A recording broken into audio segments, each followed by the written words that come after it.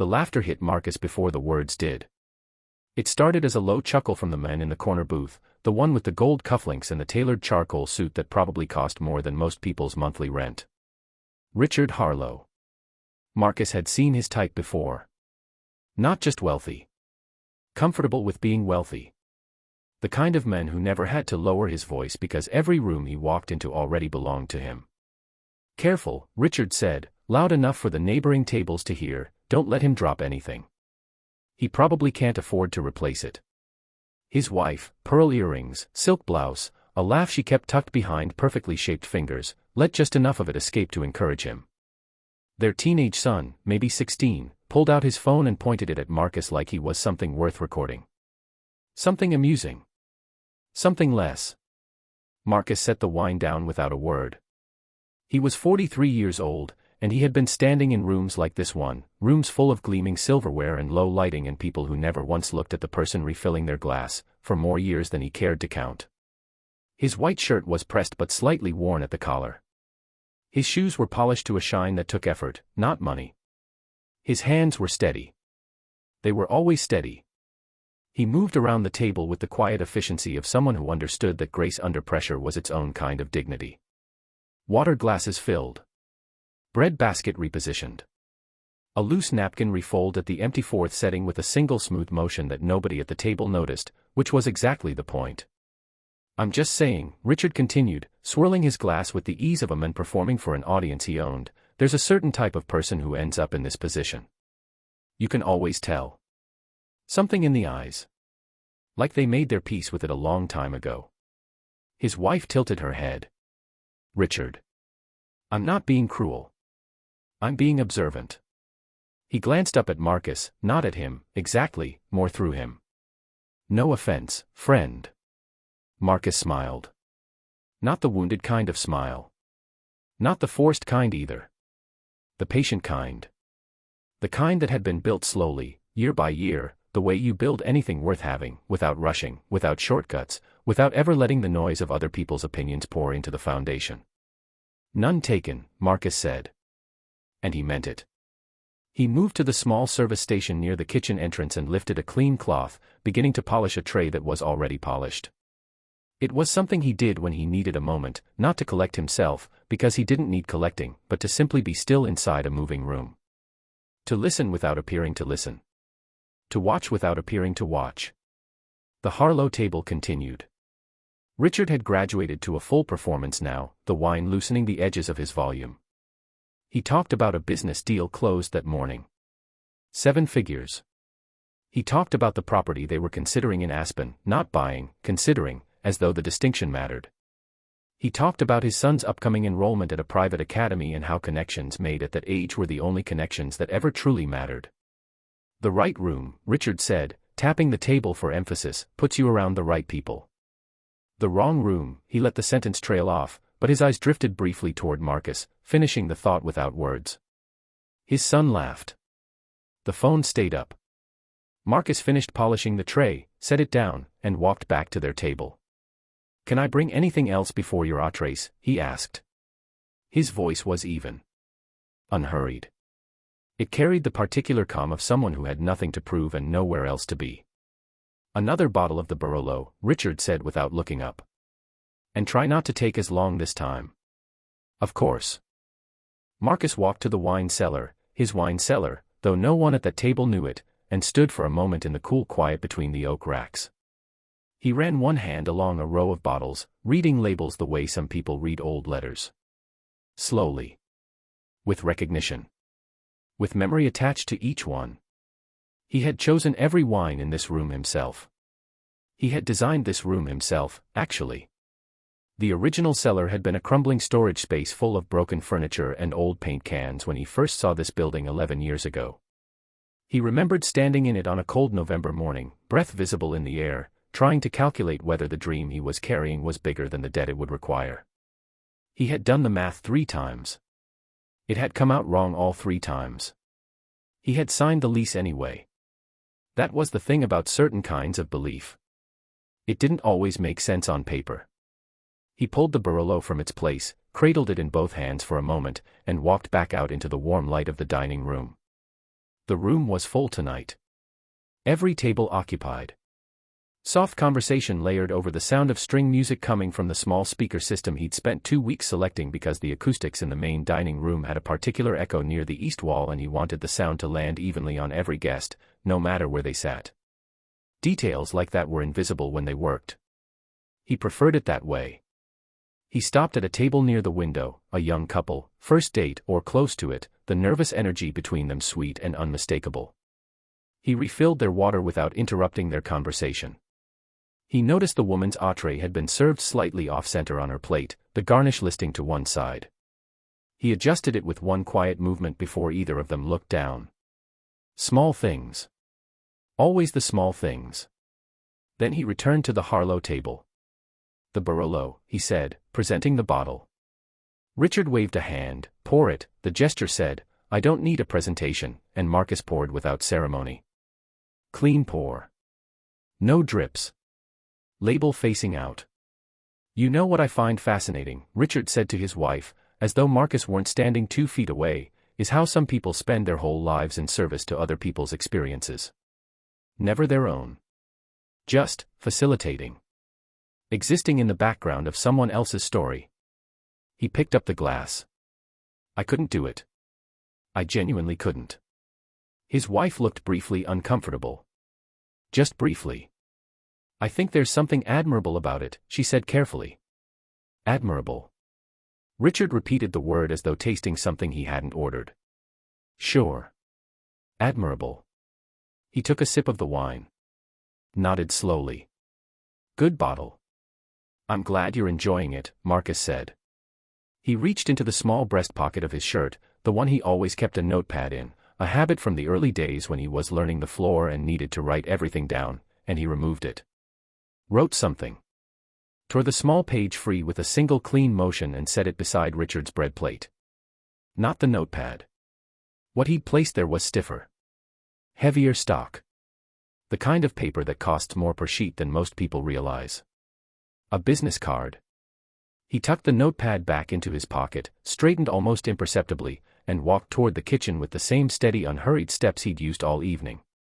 At the kitchen entrance he paused, one hand resting on the door, and glanced back at the room, all of it, every table, every candle, every carefully chosen detail, the way a person looks at something they built from nothing and still can't entirely believe is real.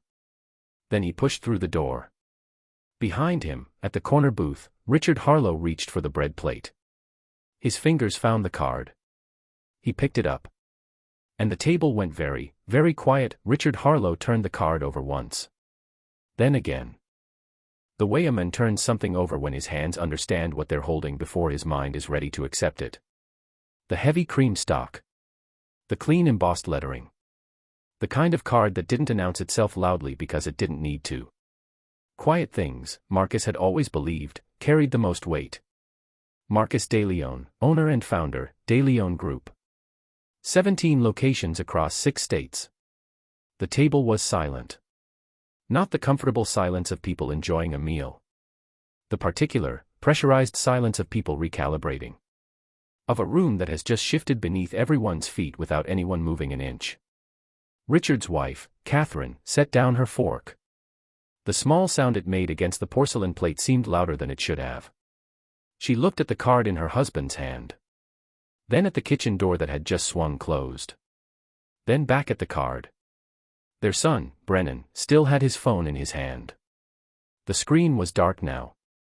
Is that, Catherine started. Yes, Richard said. Just the one word. Flat and careful, the way you speak when you're building a sentence in your head and rejecting every version of it before it reaches your mouth. He read the card again. Not because the words had changed. Because he needed a second pass to fully absorb what the first pass had already told him. 17 locations. 6 states. The DeLeon Group, he knew that name. Of course he knew that name. Anyone who moved in the circles Richard moved in knew that name. A hospitality brand that had appeared in 3 separate industry publications in the past 18 months. A story about a self-made restaurateur who had started with nothing and built something that the food and travel world was still catching up to. He had read one of those articles. Skimmed it, really, over breakfast 6 months ago. He remembered thinking the story was interesting. He did not remember the photograph. He looked at the kitchen door again. Dad. Brennan's voice was quieter than usual. Stripped of its earlier performance. Is he actually the owner? Richard placed the card face down on the tablecloth. Yes. The word landed softly. Everything at the table was soft now. The confidence that had filled the booth 20 minutes ago, loud and loose and entirely comfortable with itself, had receded, and what remained in its place was not shame exactly. Not yet. It was something more like exposure. The particular discomfort of having been seen doing something you would not have done if you had known you were being watched by someone whose opinion would eventually matter. And then the kitchen door opened. Marcus came through it carrying 2 plates, one balanced on his forearm and one in his hand, with the steadiness of someone who had carried things across long distances without spilling a drop. He was followed closely by a member of his kitchen staff carrying the 3rd plate, but Marcus was in front, and that was deliberate. He always delivered personally to a table when there was something he wanted to say. The staff understood this about him without being told. He moved across the dining room without hurrying. 2 other tables caught his attention on the way, a glance at a water glass, a small nod to a server repositioning near the window, and he managed both without breaking stride. It was the kind of awareness that couldn't be trained in 6 months or a year. It was the product of 11 years of walking this floor, first as a dishwasher, then a busboy, then a server, then a floor manager in a restaurant that wasn't his, and finally, as the man who owned the building and everything inside it. He reached the Harlow table. Set the 1st plate in front of Catherine with both hands, centered perfectly. Set the 2nd in front of Brennan the same way. Placed the 3rd before Richard without a word, adjusted the position of a fork with one finger, and then straightened and looked at the table, not at any one person, but at all 3 of them together, the way you look at a situation rather than a collection of individuals. I started this restaurant washing dishes, Marcus said. His voice was low. Unhurried. It had the quality of water moving, no urgency, no force, simply going where it needed to go. 11 years ago, right here. This building was a gutted shell when I found it. The kitchen had no equipment. The dining room had no floor. Just bare concrete and a ceiling that leaked when it rained. He let that image settle for a moment. I wore the same uniform then that I'm wearing now. I thought about changing that over the years, getting something made, something with my name on it, something that said what I'd become. But I never did. He smoothed one hand briefly down the front of his white shirt. I still wear it because I need to remember what the beginning felt like. Not the struggle of it, I'm not sentimental about hard work. But the clarity of it. When you have nothing and you're building towards something, every decision is simple. You either move forward or you don't. There's no noise. No distraction. He paused. It's the clearest I've ever thought in my life. Catherine was looking at him with an expression he recognized. He had seen it many times over the years, across many tables. It was the look of someone revising an earlier judgment and being honest enough with themselves to feel the revision happening in real time. Richard hadn't looked away from the tablecloth. Marcus turned to Brennan.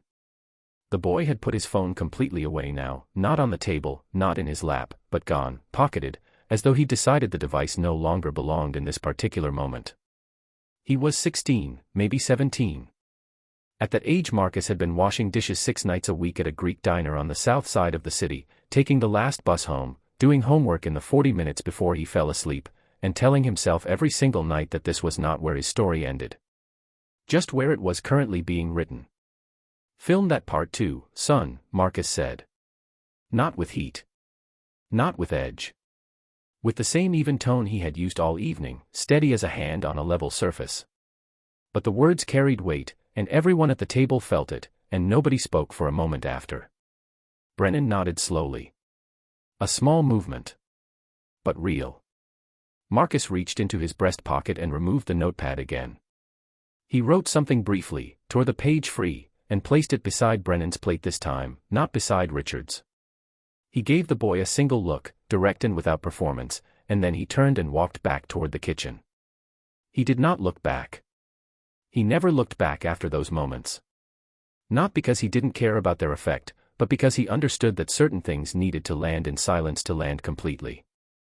You said the thing that needed saying, you placed it where it needed to be placed, and then you stepped out of the way and let it do its work. In the kitchen, his head chef, a woman named Priya who had been with him for 8 years and who understood his moods the way sailors understand weather, looked up from the pass as he came through the door. "Table 4, she asked.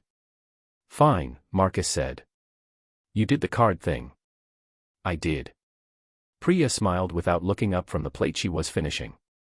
"How'd they take it?" Marcus hung the damp cloth he'd been carrying on a hook by the prep station. He stood for a moment with his back to the kitchen, looking at the order tickets lined up along the rail, each one representing a table full of people who had come here tonight for an experience they would remember. That was the job. Not the food, though the food mattered enormously. Not the wine or the lighting or the music. The memory. That was what you were actually serving. "They're thinking," he said. Which was, in his experience, the best possible outcome. He picked up a clean cloth, moved to the pass, and began the quiet work of checking outgoing plates, temperature, presentation, portion, the angle of every garnish, with the same attention he had brought to the work on the very first night this kitchen had opened, when he had stood at this same station with hands that shook slightly from exhaustion and nerves and the weight of everything he owed, and had sent out the first plate of food this restaurant had ever served. The dining room beyond the door was full of conversations he would never hear. Tables he would never sit at. People experiencing something he had built from concrete and debt and a belief that had never fully made sense on paper. Out at table 4, Brennan Harlow unfolded the small piece of notepad paper beside his plate. On it, in clean unhurried handwriting, were 4 words. "It starts with dishes." The boy read it twice. Then he folded it carefully, not crumpled, not set aside, but folded with both hands and placed into his jacket pocket, close to his chest, the way you keep something you already know you'll carry for a long time.